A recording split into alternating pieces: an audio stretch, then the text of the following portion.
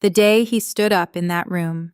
There is a moment in every person's life when everything they have built, every sacrifice they have made, every quiet night they pushed through alone, gets called a lie in front of the people they love most.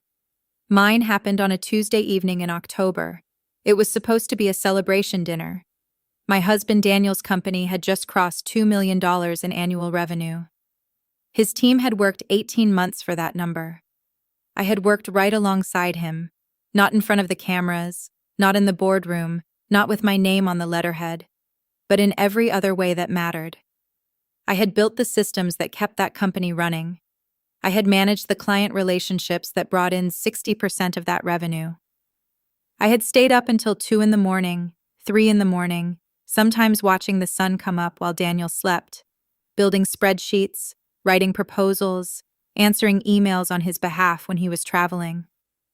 But that night, at a dinner table surrounded by Daniel's family and 3 of our biggest clients, his father, Gerald, stood up with a glass of wine in his hand and a smile that had never once been honest with me, and said the words that I would spend the next 18 months making him regret. He said, "Let's be honest about something. Daniel built this company. The rest is decoration." He looked directly at me when he said it. Decoration. I sat very still. My hands were flat on the table. I could feel my heart beating in my fingertips. Daniel laughed. Not a cruel laugh, a nervous one. The kind that means, please don't make this a scene. I didn't make it a scene. I smiled, picked up my glass, and said, "Congratulations, Daniel." And inside, in the quietest and most certain part of me, I made a decision. Not a decision built on anger, though there was anger. Not a decision built on pride, though he had shattered mine. It was a decision built on something colder and more permanent than either of those things. I decided that Gerald would one day stand in a room just like that one and learn exactly what the word decoration really means. This is that story, the woman he never bothered to see.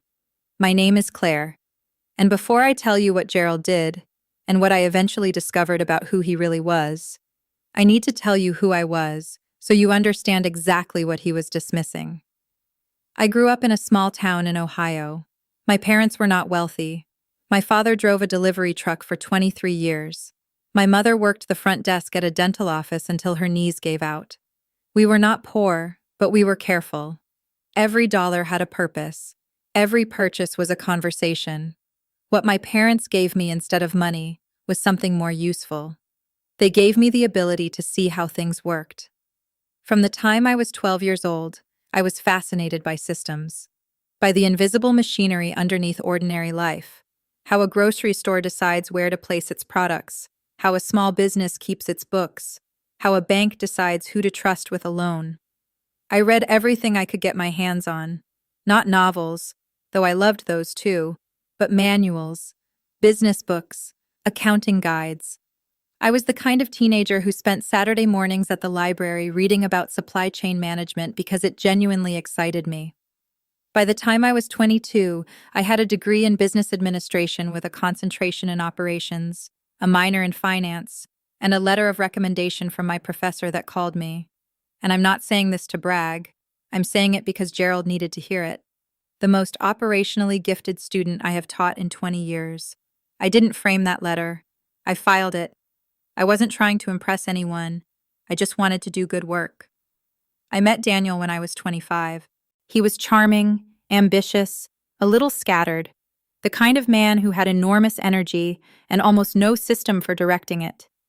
He had a vision for a consulting firm that would help small and mid-sized businesses improve their internal processes. It was a genuinely good idea. He just didn't quite know how to build it. I did. We fell in love over spreadsheets and whiteboard sessions and very late dinners where we talked about the business, the way other couples talk about their future house or their children's names. It was ours. It was real. And when Daniel asked me to marry him, I said yes because I loved him and because I believed in what we were building together. What I didn't know then, what I should have paid more attention to, was his father. Gerald Harmon was 64 years old. He had spent his career in commercial real estate in Atlanta. He was the kind of man who walked into a room and immediately started calculating who was worth his time. He had a strong handshake, an expensive watch, the kind of confidence that comes from never having been seriously challenged. He had decided long before he ever sat down with me what kind of woman his son should marry. And I was not it. Not because I wasn't educated, not because I wasn't capable, but because I didn't come from money, because my father drove a truck, because I didn't know which fork to use at his dinner parties, and I pronounced a French wine wrong at our first family dinner, and he watched me do it with an expression that he probably thought was subtle. It wasn't subtle. From the very beginning, Gerald Harmon saw me as a problem his son had made. And from the very beginning, I saw Gerald Harmon as a man who was very good at looking successful. What I hadn't figured out yet was why he worked so hard at looking it. What I actually did for that company. Let me tell you what I actually built. Because Gerald was very skilled at making my contributions invisible. And I want you to see them clearly, the way they really were. When Daniel and I started Harmon Consulting, we had 2 clients, a shared laptop, a rented office the size of a large closet, and about $14,000 in savings between us. Daniel was the face. He was wonderful at that. He could walk into a room of skeptical executives and have them leaning forward in their chairs within 10 minutes. He understood people's egos. He knew how to make a room feel like the decision was already made, and it was the right one. I was the engine. In the first 6 months, I built our entire client management system from scratch. I created the intake process, the project tracking system, the billing structure, and the reporting templates that our clients would later tell us were the most transparent they had ever seen from a consulting firm. I wrote the proposal templates that Daniel used to close every single major account we landed in years 1 and 2. I handled our books, our tax filings, our vendor contracts, and our insurance. And I managed our first 3 major client relationships entirely on my own while Daniel was traveling to develop new business. I want to be specific about one of those clients, because it matters later. His name was Raymond Cho. He ran a regional manufacturing company with about 280 employees. He had come to us because his internal logistics were bleeding money, and he couldn't figure out where it was going. Daniel pitched him. Brilliantly. Then Daniel handed the account to me to actually deliver the work. Over 8 months, I reworked Raymond's entire internal supply chain. I found nearly $300,000 in annual waste, mostly in redundant vendor contracts and inefficient shift scheduling. I redesigned his reporting process so his management team could see problems in real time instead of discovering them 6 weeks later in a financial statement. Raymond was so satisfied that he referred us to 4 other companies. 3 of them became clients. 4 introductions from 1 account. 3 conversions. That was not luck. That was the work. By year 3, we had 11 clients and a team of 4. Revenue had climbed past $1 million. Daniel was on a speaking circuit. His photo was in a regional business magazine. My name was not in the article. I had written most of his speech. I want to be clear. I am not telling you this to paint Daniel as a villain. He wasn't. He was a man who had grown up believing that the face of the work was the work. He didn't understand, maybe couldn't understand yet, how much of the foundation he was standing on I had laid quietly below him. And his father made sure it stayed that way. Because every time there was a moment, a client dinner, a milestone celebration, a family gathering, where my contribution might have been acknowledged, Gerald had a way of steering the conversation, reshaping the narrative, making Daniel the center of every story. And it worked. It worked on Daniel's mother, who was kind but passive. It worked on Daniel's friends and colleagues. It worked on Daniel himself, over time, in the slow way that constant repetition works on anyone. After 3 years, Daniel had started to believe, at least a little, that he had built the company. And I had started to disappear. Decoration. The celebration dinner was Gerald's idea. He organized it at an upscale restaurant downtown, 12 people, including 3 of our most important clients. He gave a toast. He talked about Daniel's vision, Daniel's courage, Daniel's leadership. He talked about the company the way you talk about a painting, as if it had a single creator and everything else in it was just color. I sat at the table and listened. When he said the word decoration, the table laughed, mostly politely. Raymond Cho, our very first major client, who was seated 2 chairs down from me, did not laugh. He looked at me with an expression I couldn't quite read at the time. Later, I would understand what that expression was. He was uncomfortable. Because he knew. Raymond knew exactly who had done the work on his account. He had sat across from me for 8 months. He had watched me rebuild his logistics operation from the ground up. He had called me, not Daniel, when he had questions. He had thanked me personally when the savings materialized. He knew I was not decoration. But he said nothing that night, and I understood why. It wasn't his dinner to disrupt. On the drive home, Daniel was quiet for a while. Then he said, "Dad didn't mean anything by that." I looked out the window. "I know," I said. He's old school. He doesn't always." "Daniel," I said, "it's fine." It was not fine. But I had learned, over 4 years of marriage and 3 years of building that company, that the argument I wanted to have was not one Daniel was ready to have yet.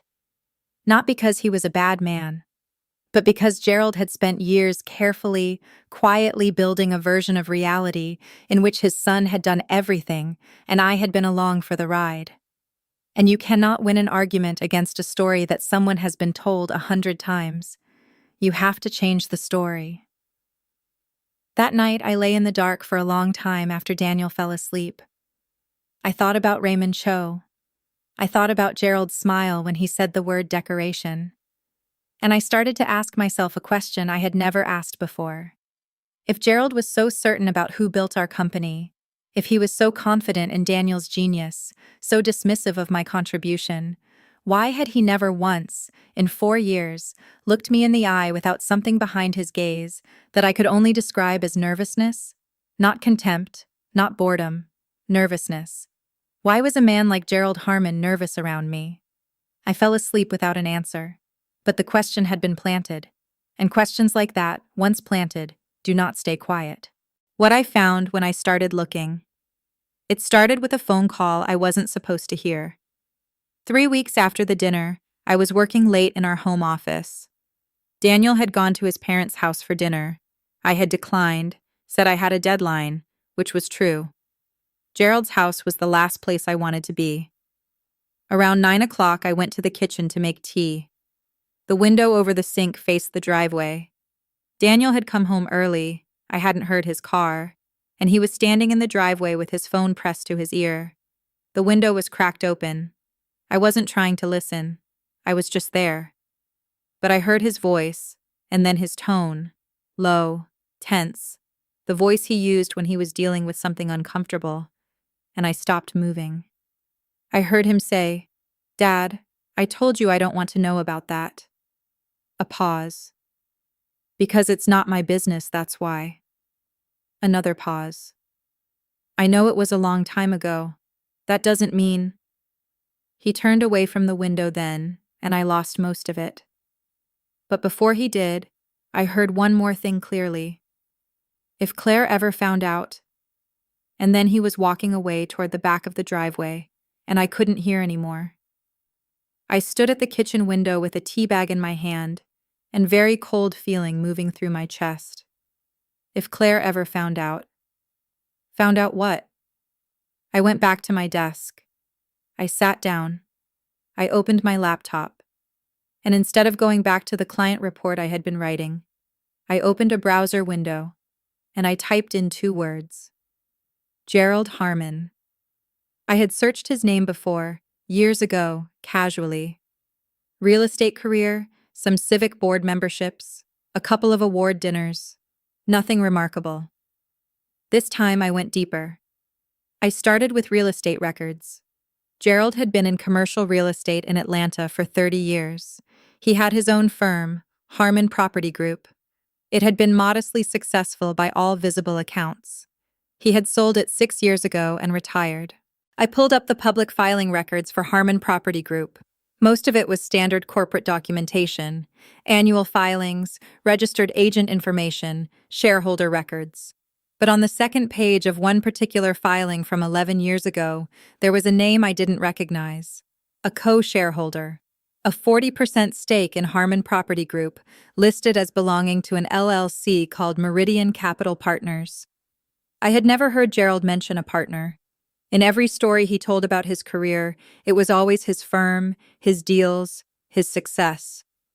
I searched Meridian Capital Partners. The LLC was registered in Georgia.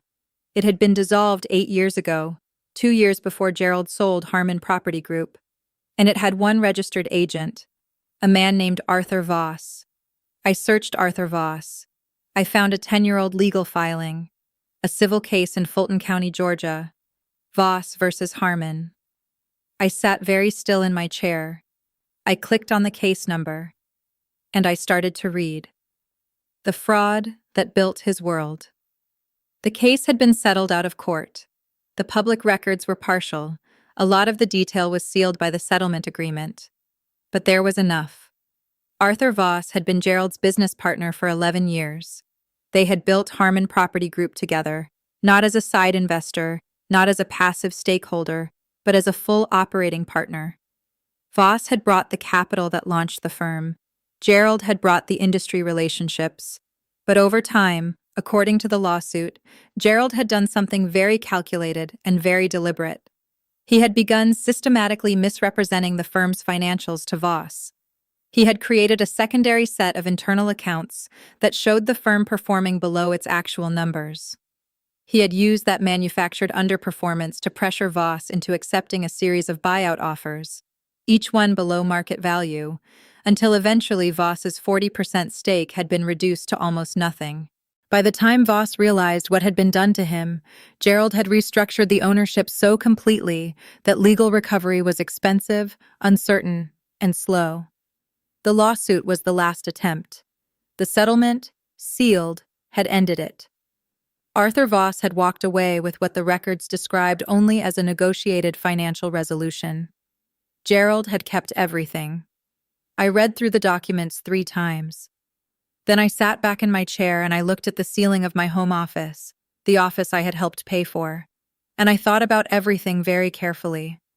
Gerald had built his career and his wealth by convincing a man who trusted him that the thing they had built together was worth less than it was. He had manipulated the numbers. He had hidden the truth. He had made his partner feel small and dispensable and mistaken. He had spent 30 years telling everyone a story where he was the visionary, the builder, the engine of everything, and someone else, Arthur Voss, had been made invisible. I thought about the word decoration. I thought about the way Gerald looked at me across dinner tables, and something clicked into place with a clarity that felt almost physical. Gerald didn't dismiss me because I wasn't capable. Gerald dismissed me because he recognized what I was. He recognized someone who actually understood how businesses worked, someone who could read numbers, someone who could look at the machinery underneath the surface and see it clearly. He had spent his entire career making sure that person was never in a position to look too closely at him. I was a threat to him. I had always been a threat to him. And now I knew why. I closed my laptop. I finished my tea. I went to bed. When Daniel came home, I was already under the covers with my eyes closed. He was quiet, careful not to wake me. I listened to him move around the room in the dark. I said nothing. I had a great deal of thinking to do. Not anger, something colder. I want to be honest with you about what happened inside me in the days after I found those documents. I was angry. Of course I was. The kind of anger that sits in your sternum like something heated, that makes every ordinary moment feel slightly wrong, like the world is 3 degrees off and only you can see it. But the anger wasn't the loudest thing. The loudest thing was clarity. Because here is what I understood now. Gerald had not simply insulted me at a dinner table. He had spent 4 years methodically reducing my presence in the story of our company, the company I had helped build, because an intelligent, operationally skilled woman who understood finances was exactly the kind of person who might eventually look at him too carefully. He wasn't protecting Daniel's ego, he was protecting his own secret. And the secret was this: Gerald Harmon was not a self-made success. He was a man who had taken credit for a partnership, stolen from his partner, and then buried the evidence under a settled lawsuit and a sealed agreement. The confident patriarch, the mentor, the man who stood up at his son's celebration dinner and told a room full of people that I was decoration. He was, in every meaningful sense of that word, a fraud. Now, what was I going to do with that? I am not a vindictive person by nature. I want to say that clearly. My instinct is not to destroy. My instinct is to build. But I am also not someone who lets injustice stand quietly when I have the ability to address it. And there was something else, something more urgent than my own bruised pride. Arthur Voss, a real person, who had built something real, who had been systematically deceived and stripped of what was his, who had walked away from that settlement with God only knows how little, and who had probably spent the last decade watching Gerald Harmon receive awards and give toasts and be celebrated as a pillar of the business community. If I was going to do something, I wanted to do it correctly. Not a confrontation at a dinner table, not an argument with Daniel, not an email fired off in a moment of fury that could be dismissed or minimized or turned back against me. I wanted the truth in a room full of people who needed to see it. I wanted Gerald to stand in public and have no exit, and I wanted the person he had stolen from to finally have a witness. So I made a plan, and the first step of that plan was finding Arthur Voss, the man Gerald had erased. It took me 2 weeks and a considerable amount of careful searching. Arthur Voss was not a public figure. After the settlement, he had essentially disappeared from the Atlanta business community. No LinkedIn profile, no company registrations, no professional directory listings. What I found eventually was a small mention in a community newspaper in Savannah, Georgia, about 4 years old, about a local mentor program for first-generation business students. One of the volunteer mentors was listed as Arthur Voss, described as a former commercial real estate executive. I found a contact email for the program. I drafted a very careful message. I did not mention Gerald's name. I said only that I was a business professional who had come across some historical documents that I believed might be relevant to Mr. Voss, and that I would value the opportunity to speak with him confidentially. 3 days later, he replied. We spoke on the phone for nearly 2 hours. Arthur Voss was 68 years old. He had a slow, measured way of speaking, the voice of someone who had learned to be very careful about what they said and to whom. He had grown up in Birmingham. He had worked in commercial real estate for 20 years before he met Gerald Harmon at an industry conference in 1998. He told me the whole story. It matched what I had found in the documents, but with texture and detail that documents can never give you. He described how Gerald had been warm, magnetic, full of grand plans, how the partnership had started brilliantly. They complemented each other, Voss said. Gerald had the charm and the client relationships. Voss had the capital and the analytical discipline. Sound familiar? He described the moment, around year 7, when he began to notice discrepancies. Small ones at first, revenue figures that didn't match what he'd expected from deals he knew had closed, expense reports with line items that didn't make sense. He described bringing it to Gerald and being told, very smoothly, that he was misremembering or misinterpreting the numbers. He described the slow, grinding erosion of his confidence in his own perception. Because Gerald was so certain, so authoritative, so skilled at making Arthur feel like the one who was confused. By year 9, Arthur told me, I had started to believe I was the problem. That maybe I wasn't as sharp as I used to be. That maybe Gerald had always been the real engine of the firm, and I had been riding along. I closed my eyes when he said that. I had heard a version of that sentence in my own head. What changed? I asked. I hired an independent accountant, he said, without telling Gerald, just to look at my own records, the documents I had access to. The independent accountant had found it, enough of it to make the lawsuit viable. But by then, the legal costs were enormous. The settlement had gotten him some money back. Not enough. And a non-disclosure agreement that prevented him from speaking publicly about the specifics. The NDA, I said carefully, does it prevent you from speaking to someone who has independently discovered the same information from public records? There was a long silence. No, Arthur said. It does not. Another silence. Claire, he said. We were on first names by then. What are you planning? I told him. He was quiet for a moment. Then he said, My wife has wanted me to close this chapter for years. She says the anger has cost us too much. I understand, I said. But, he said, there are things that should not stay buried. We talked for another hour. When we hung up, we had an understanding. 18 months of silence. Here is something nobody tells you about a real plan. It is slow. And it requires a patience that is almost painful, because every day you are carrying something heavy, and you cannot put it down, and you cannot show anyone that you're carrying it. For the next 18 months, I did 3 things simultaneously. First, I continued to do my work, exactly as I always had. I managed our client accounts, I maintained our systems, I wrote proposals and tracked performance and handled everything behind the scenes at Harmon Consulting. I gave Gerald no reason to think anything had changed. At family dinners I was pleasant. At holiday gatherings I smiled. When Gerald made his small, smooth comments, the ones designed to reduce me, to keep me in the corner of the frame, I nodded or laughed or changed the subject. I became outwardly exactly what he had decided I was, because the best way to handle someone who underestimates you is to let them. Second, I built a file. I documented everything. My contributions to the company, emails, client communications, proposals, system builds, financial analyses.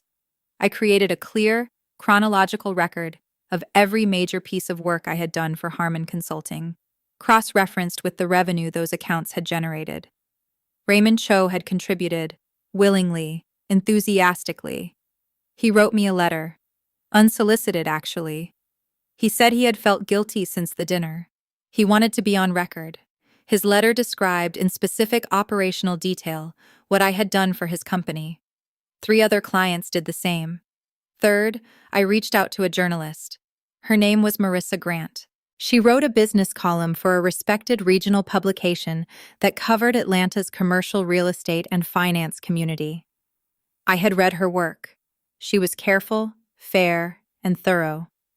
I did not give her everything at once. I gave her the public documents, the Voss lawsuit filing, the shareholder records, the LLC registration. I told her that I had also spoken with Arthur Voss, who was willing to speak with her on background, without violating his NDA. Marissa was meticulous. She spent 6 months verifying. She spoke to 4 people who had worked at Harmon Property Group. 2 of them, off the record, confirmed what the documents suggested. She told me she was ready to publish. I asked her to hold for one specific date. She asked me why. I told her. She laughed, not unkindly. All right, she said. I'll hold. The date I had chosen was not random. In 3 months, Daniel's company, our company, Harmon Consulting, was being recognized at the Atlanta Regional Business Excellence Awards. Gerald had helped nominate us. He had helped organize a table of family, friends, and clients for the ceremony. He had already planned his toast. I knew because Daniel had shown it to me. He was going to stand up in front of the regional business community and deliver a version of the same speech he had been giving for years. His son, the visionary, the builder, the engine of everything, and I was going to let him, right up until the moment I didn't. The room he chose.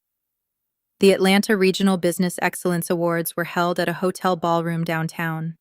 300 people, business owners, investors, executives, journalists, the kind of room where reputations are confirmed and careers are shaped.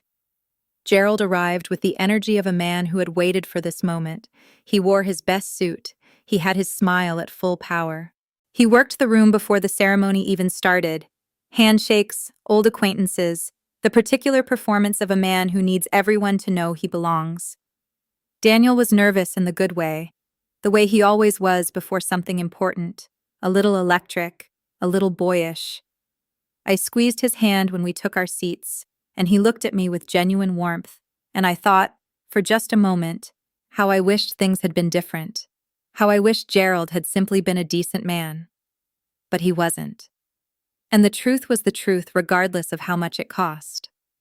Our table had 8 people: Gerald and his wife Barbara, Raymond Cho, who had specifically asked to be seated at our table, 2 other clients, Daniel's business partner Marcus, and Marcus's wife, and me. Gerald gave me a cordial nod when I sat down, the practiced, polished kind. The kind that says, "I have decided to tolerate you tonight." I smiled back. The ceremony moved through its pairings. Awards for innovation, for community impact, for growth in emerging markets. There were speeches and applause and the particular hum of a crowd that is happy and well-fed and self-congratulatory in the best possible way. And then the Small Business Growth Award. Harmon Consulting. The host read the citation: revenue growth, client satisfaction ratings, community contribution. Daniel stood up to applause and walked to the stage, and I watched him and felt the complicated thing I always felt watching him: genuine pride in what we had built, and grief for the way it had been told. Daniel gave his speech. It was gracious and warm. He thanked his team. He thanked his clients. He looked at me from the stage and said, "And my wife Claire, without whom," he paused, "without whom a lot of things would not be possible." It was more than he had said before. It was not enough. But it wasn't Daniel's failure I was here to address tonight. Daniel came back to the table to applause, and Gerald immediately stood and clapped him on the back and said loudly, "That's my son." And then, because Gerald could never resist the stage, he started to rise. He was going to toast. I put my hand on the table. I kept it very still. I had prepared for this moment for 18 months. I had rehearsed it. I had thought through every possible way it could go. I had made peace with the consequences. I let Gerald start his toast. He said, "On behalf of this family, I want to say," and my phone buzzed once on the table. It was a notification from Marissa Grant's publication. The article had gone live. What decoration looks like when it speaks. I stood up. Gerald stopped mid-sentence. The table looked at me. The nearby tables looked at me. I said clearly and calmly, "I'm sorry to interrupt. I have something I need to say, and I'd like to say it here, in this room, because this room is exactly the kind of room where this should be said." Gerald's expression moved through several things very quickly: surprise, irritation, the beginnings of the particular smile he used to manage inconvenient moments. I said, 4 years ago, Gerald, you called me decoration. You said it at a dinner table with our clients and our family and your son, and I smiled and I let it go." Barbara put her hand on Gerald's arm. He did not sit down. "I let it go," I said, "because the argument I wanted to have wasn't one that dinner table could hold, but this room can." Raymond Cho, to my left, sat completely still. His eyes were on me. I continued. "I built the operational infrastructure of Harmon Consulting. I designed every system, every client management process, every reporting structure this company has. I managed the accounts that produced 60% of our revenue in years 1 and 2. I wrote the proposals that closed our first 5 major clients. And I have 4 letters from those clients, sitting with our attorney right now, documenting exactly what I did and when." A silence had settled over our table and the 2 tables nearest to us. Gerald said, with the smooth control of a man practiced at this, "Claire, this is neither the time nor the—" "I also," I said, "spent 18 months doing some research." Gerald stopped. Something moved behind his eyes. "I found the Voss lawsuit," I said. The color in Gerald's face changed. I kept my voice completely steady. I did not shout. I did not perform. "I found the shareholder records for Harmon Property Group. I found the civil case in Fulton County, and I spoke with Arthur Voss. Gerald's hand, the one holding his wine glass, tightened. An article, I said, has been published tonight in the Atlanta Business Journal, written by Marissa Grant, documenting what happened between you and Arthur Voss over 11 years in your firm. It includes public records. It includes Arthur's account. It includes the testimony of 2 former employees. Gerald said nothing. Daniel said, "Claire," and stopped. I looked at Daniel then, and I said gently, honestly, "You didn't know. I want you to know that I know that." Daniel looked at his father. And in his father's face, in Gerald's face, Daniel saw something he had apparently never seen before. Not denial, not managed confidence. He saw a man who had been found. Raymond Cho reached over and put his hand on my arm briefly, a single gesture of solidarity. Then he removed it and sat back. I sat down. Gerald stood for another moment. Then he sat down too. He said nothing for the rest of the evening. Barbara spoke to him in low, urgent tones. He sat with his hands flat on the table. He looked, for the first time in the 4 years I had known him, exactly like what he was. A man whose story had finally caught up with him. What came after the room? The article ran for 4 days as one of the most read pieces in the Atlanta Business Journal's recent history. Marissa Grant had done extraordinary work. She had pulled every public document. She had interviewed 4 people who had worked at or with Harmon Property Group. She had reached Arthur Voss, who had given his account on the record, carefully, within the limits of his NDA, but clearly enough that the picture was unmistakable. Gerald Harmon was not a self-made success. He was a man who had taken credit for a partnership and then systematically dismantled his partner's position until there was nothing left for Arthur Voss to claim. The response from Atlanta's business community was not immediate. These things never are, but it was real.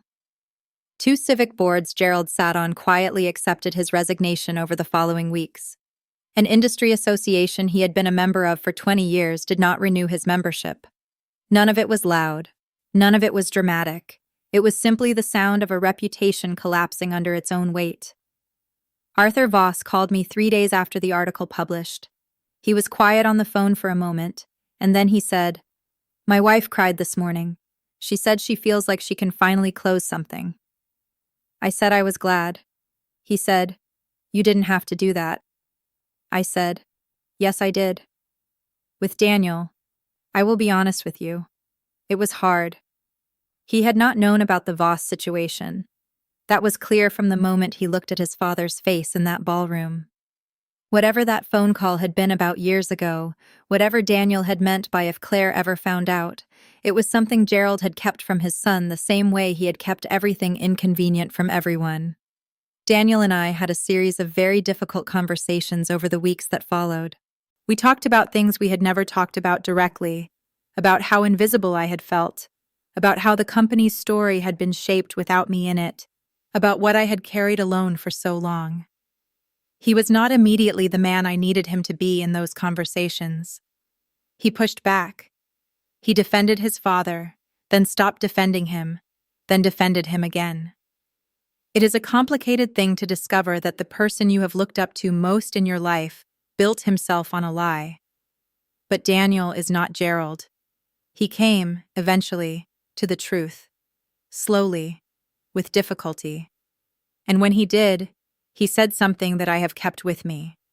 He said, "I think I've been telling myself a story about this company for years, because it was easier than seeing what was right in front of me. And I'm sorry. That's not an excuse. It's just the truth." That was enough. We are still together. We are still building. But we are building something different now. Something where my name is on the wall, where my contribution is not quiet and invisible, but acknowledged and clear. I was made a full partner, officially, in Harmon Consulting. Not as a gift, not as an apology, as a correction. What happened to him? Gerald has not spoken to me directly since that evening. He sent Daniel a long letter about a month after the article. I did not read it. It was between them. But Daniel told me that most of it was focused on how he had been misrepresented and how the article had taken things out of context. There was no acknowledgement of what he had said to me. There was no acknowledgement of what the word decoration had meant and what it had cost. I expected this. Men like Gerald do not typically change. They adjust. They find a new framing. They build a new story. I have no anger toward him anymore. I want to be careful to say that clearly, because this is not a story about destroying someone. It never was. What I wanted was the truth in a room large enough to matter. I got that. What I wanted was for Arthur Voss to have a witness after 10 years of silence. He got that. What I wanted was for Daniel to see me, really see me, as I actually was. He got there. And what I wanted for myself was simpler than any of those things. I wanted to stop disappearing. I wanted to stop being decoration in the story of my own life. I am not decoration. I never was. What this story is really about. Before I go, I want to tell you what I believe this story is really about. Because it is not actually about revenge. I know it looks like revenge. I know the shape of it, the slow preparation, the public moment, the fall, looks like a revenge story. But revenge is about pain. It is about returning hurt for hurt. That is not what I was doing. What I was doing was something much more specific. I was refusing to let a lie stand. Gerald Harmon had built his identity on a lie. The lie of sole authorship, the erasure of a partner who trusted him. And he had tried to build a second lie on top of the first one. The lie that I was incidental, decorative, supplementary. 2 lies, 2 people erased.